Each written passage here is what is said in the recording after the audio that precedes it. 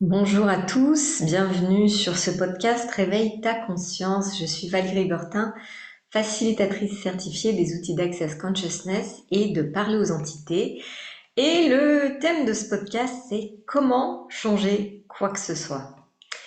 Si vous avez grandi comme moi dans ce monde, la supposition de base, c'est que c'est comme ça. Et si c'était pas comme ça, et si votre plus grand pouvoir c'était la capacité à changer absolument tout ce que vous avez envie de changer. Et si vous n'étiez pas soumis aux règles et aux règlements de ce monde, et si vous étiez cette créature miraculeuse qui peut changer les choses, quelles qu'elles soient. Quelle qu'elle soit, aussi bloquée, impossible ou coincée que les choses semblent. Et si vous, là maintenant, commencez à poser des questions et à demander tout simplement que les choses changent. Une des choses qu'on apprend avec les outils d'Access Consciousness, c'est de poser des questions. Quand on pose une question, il y a une porte ou plusieurs qui vont s'ouvrir et qui vont permettre à l'univers de se réorganiser autour de votre demande. Scientifiquement, c'est tout simplement de la physique quantique. Je ne vais pas aller dans les détails, mais si vous voulez taper dans Google, vous en saurez un peu plus. Et si vous aviez juste à demander que les choses changent, et si vous preniez, disons, un problème, entre guillemets, dans votre vie maintenant, et que vous vous demandiez, OK, que faudrait-il pour que ça change? Est-ce qu'il y a une sensation de légèreté immédiatement qui apparaît dans votre univers? Et après, allez vivre votre vie. La seule chose qui permettra aux chances de changer, c'est de recevoir une prise de conscience parce que tous les problèmes qu'on crée dans notre vie sont tous créés parce qu'on ne veut pas percevoir, savoir, être ou recevoir quelque chose. Hashtag, t'es inconscient d'un truc. En gros, t'es dans l'inconscience. Donc, quelle prise de conscience est-ce que vous pouvez ajouter qui permettra aux choses de changer pour vous? La deuxième règle de l'univers, c'est qu'on ne peut pas changer les choses pour quelqu'un d'autre. On ne le peut pas. Combien d'entre vous, vous avez appris que si vous contrôlez suffisamment votre entourage vers un changement qu'il n'a pas demandé, alors votre vie sera meilleure? Ou si vous essayez de rendre qui que ce soit heureux, alors peut-être vous pourrez être heureux et avoir quelque chose de différent. Non, tout ça, ça marche pas. Il suffit de le reconnaître et d'arrêter de canaliser notre énergie dans le fait de changer les autres. Et si le changement, il commençait par nous, notre choix, de manière unique, qu'est-ce que vous pouvez choisir pour vous, pas pour vous séparer ou pour choisir contre les autres, c'est pas de ça dont on parle ici, c'est qu'est-ce que vous pouvez choisir pour vous qui va rendre votre vie meilleure. Parce que quand vous allez bien et que vous êtes détendu, plus heureux, quelle invitation est-ce que c'est pour tout votre entourage à avoir ça aussi? La plupart des gens sont en recherche d'une inspiration et par exemple, à titre perso, j'ai pas grandi dans un environnement où la joie c'était l'énergie principale privilégiée, etc. Euh, et un jour, j'ai rencontré les outils d'Access Consciousness. Je suis allée faire une classe avec le docteur Dane Heer. Et là, je l'ai vu sur scène, complètement plein d'énergie, une énergie débordante, débordant de joie, de bonheur, une bombe atomique sur pattes. Et là, je l'ai regardé, j'ai littéralement buggé pendant, je pense, les 3 premières heures de classe. Je me suis dit, mais c'est quoi ce mec? Il plaisante ou quoi? Et après, je me suis dit, ok, vraiment, si, à quoi il m'invite? À quelles énergies est-ce qu'il parle dans mon univers auquel je sais que j'ai accès? Parce que combien d'entre vous, quand vous étiez petit, vous aviez cette énergie débordante, vous étiez une bombe nucléaire de joie. et ça plaisait pas à votre entourage. Et puis au bout d'un moment, vous vous êtes dit, qu'est-ce que je peux faire pour rendre mes parents heureux? Et petit à petit, vous avez littéralement coupé tout ce qui était nourrissant, enrichissant et qui marchait pour changer les autres, changer vos parents, essayer de les rendre heureux, les guérir d'une manière ou d'une autre. Et en vérité, est-ce que tout ceci a fonctionné pour vous ou est-ce qu'au fil des années, vous avez fini de plus en plus diminuer? Donc pour changer quoi que ce soit, qu'est-ce que vous allez devoir choisir personnellement qui va transformer votre expérience de la vie? Et je voudrais ajouter que tout ce que vous jugez, vous ne pouvez pas le changer. Si par exemple, vous êtes extrêmement anxieux ou si vous êtes sujet au burn-out et à la dépression et que vous vous jugez d'être anxieux ou en burn-out ou en dépression ou stressé, tout ce que vous jugez, c'est terminé, vous ne pourrez plus le changer. Et si vous sortiez du jugement que c'est mal d'être en dépression, que c'est pas bien d'être stressé, ou alors que c'est bien d'être stressé parce que c'est la seule façon dont vous pouvez fonctionner, quoi d'autre est possible ici?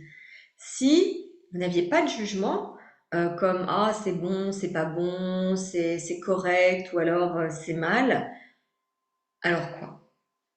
Qu'est-ce qui se passe? Est-ce que ça vous apporte plus de détente dans votre corps, de sortir du jugement? Et à partir de là, vous pouvez vous demander, ah, quoi d'autre est possible ici? Et mes outils préférés pour changer quoi que ce soit, c'est des questions qu'on retrouve dans la fondation d'Access Consciousness. Qu'est-ce que c'est? Qu'est-ce que j'en fais? Est-ce que je peux le changer? Et si oui, comment? Qu'est-ce qui est juste ici que je ne saisis pas? Ces 5 questions peuvent littéralement, si vous les appliquez à absolument tout, vous permettre de tout changer. Prenez un exemple de cas, ce cas impossible à changer dans votre vie. Je vais vous poser les questions. Alors, ce truc, qu'est-ce que c'est? Qu'est-ce que vous en faites? Est-ce que vous pouvez le changer? Et si c'est lourd, ça veut dire non. Ça veut dire que c'est pas à vous et que du coup, il n'y a rien à faire. Il y a juste à lâcher ce truc et passer à autre chose. Quelles possibilités sont disponibles pour vous que vous n'avez pas encore choisi? Et si vous étiez vraiment, vraiment hautement conscient de tout ce qui se passe dans l'univers des autres, et si rien, et si 98% de ce qui se passait dans votre tête, les pensées, les sentiments, les émotions, si rien de tout ça n'était à vous? Si un jour vous vous sentez vraiment triste, vous pouvez demander, alors, qu'est-ce que c'est? Qu'est-ce que j'en fais? Et là, peut-être que là, c'est déjà méga lourd. Et s'il n'y avait rien à faire, est-ce que je peux le changer? Ah! Si vous avez un oui, qu'est-ce que vous pouvez alors faire et choisir qui va vous amener cette sensation de joie, de paix, de détente? Et si vous alliez vous promener ou alors faire une activité vraiment, vraiment relaxante ou mettre de la musique à fond dans votre salon et commencer à danser. Parce que finalement, souvent l'anxiété et la tristesse, c'est tellement facile de choisir quelque chose de différent le moment où vous amenez du mouvement dans votre corps et que vous bougez, vous allez courir, faire de la natation ou juste danser à fond dans votre salon sur une musique et que vous faites ça pendant 10 minutes. Est-ce que vous voulez bien essayer et remarquer ce qui change? J'ai remarqué à titre personnel qu'après avoir fait du sport, c'est impossible pour moi d'être triste ou dans l'anxiété. Ah, l'autre jour, j'étais pas bien, je me suis dit, oh là là, qu'est-ce que je peux choisir qui va me, sortir de ce truc et me permettre de retrouver mon espace à moi, que je sais être possible de détente et de relaxation. Je suis allée faire un jogging, sachant que je ne cours jamais, je ne suis pas du tout une joggeuse, mais j'ai demandé à mon corps qu'est-ce qu'on peut faire. Et la réponse était jogging. Et là, je me suis dit, oh là là, c'est pas possible, je vais quand même pas aller courir. Eh ben si. Du coup, je me suis dit, bon, j'ai pris ma voiture, j'ai trouvé un endroit à peu près plat où je pouvais faire du jogging. Et en vérité, j'ai couru 8 minutes. C'est pas beaucoup, 8 minutes. Mais après ces 8 minutes de jogging, il n'y avait plus rien dans mon univers. De coincé, de berg, de contracté ou quoi que ce soit. 8 minutes de jogging, c'est tout ce que ça m'a demandé. Il n'y a pas besoin d'en faire des tonnes, de forcer, de travailler dur, de faire des heures d'exercice. En 8 minutes, c'était plié, basta.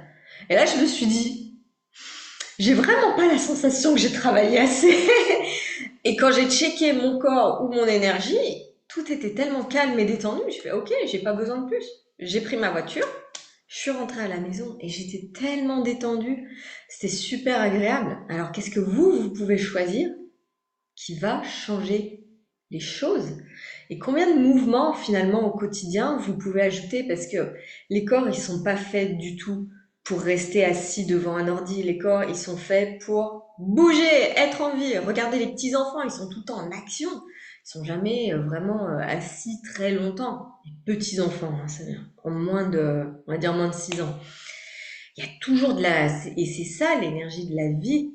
Combien des problèmes que vous expérimentez sont liés au fait qu'il n'y a pas assez de mouvement dans votre vie. Et quand je parle de mouvement physique et de mouvement mental. Vous n'êtes pas dans un flux créatif. Vous êtes, vous aimez créer les choses. Vous aimez créer les choses. Penser à créer quelque chose, c'est pas un flux créatif. Passer à l'action et vraiment créer quelque chose, quoi que ce soit, ça pourrait être aller cuisiner un peu, et ça c'est un flux créatif, ça ajoute du mouvement. Ou aller jardiner, c'est aussi une création. C'est des choses qui sont pas compliquées et accessibles vraiment facilement. Ou alors apprendre quelque chose de nouveau. Ça pourrait être regarder une vidéo sur YouTube ou Instagram pour apprendre une nouvelle compétence. Et remarquez, quand vous êtes constamment dans une courbe d'apprentissage, un flux créatif et qu'il y a assez de mouvement aussi physique dans votre vie, est-ce qu'il y a vraiment la place après pour la colère, l'angoisse, le burn-out, la tristesse, etc. Pas vraiment, parce qu'en fait, quand vous êtes tout le temps à la pointe créative, vous avez plus le temps de vous concentrer sur les énergies lourdes ou tout ce qui marche pas dans votre vie. Alors, quoi d'autre est possible maintenant? Et aussi, il y a un truc qui est fondamental qu'on apprend aussi, c'est une des premières choses qu'on apprend dans la fondation d'Access Consciousness, c'est votre point de vue crée votre réalité. La réalité ne crée pas votre point de vue. Si par exemple, on prend un sujet qui parle à tout le monde, qui est l'argent, si vous êtes dans le manque d'argent, je n'ai pas assez d'argent, je n'ai pas assez d'argent, c'est un point de vue que vous avez, qui est probablement pas à vous, qui est probablement à tout le monde en ce moment sur cette planète. Et ce point de vue, à partir du moment où vous le prenez, vous allez créer une réalité où vous n'avez pas assez d'argent et où vous en manquez toujours. Combien de votre stress est lié à ce point de vue? Donc, c'est pas parce que la réalité est comme ça que vous manquez d'argent. C'est pas dans ce sens-là que ça marche. C'est d'abord, vous avez appris un point de vue, le point de vue qui serait, il n'y a pas assez d'argent dans le monde. Et après, comme vous avez ce point de vue, vous allez créer un monde autour de vous avec des milliards de jugements, de structures et de personnalités, des milliards que vous manufacturez de toutes pièces, vous les inventez pour prouver que votre point de vue est le bon point de vue, qu'il est juste et qu'il est correct. Mais regarde, j'ai eu cette grosse facture. Tu vois, il n'y a pas assez d'argent. Vraiment? Ou est-ce que c'est votre point de vue qui a pas assez d'argent, qui a créé toutes les factures et les péripéties financières que vous expérimentez actuellement? J'adore, mon ami David Cubès, il dit tout le temps, changer son point de vue, c'est gratuit. Et si vous adoptiez un point de vue, qu'est-ce qu'il faudrait pour que plus d'argent arrive?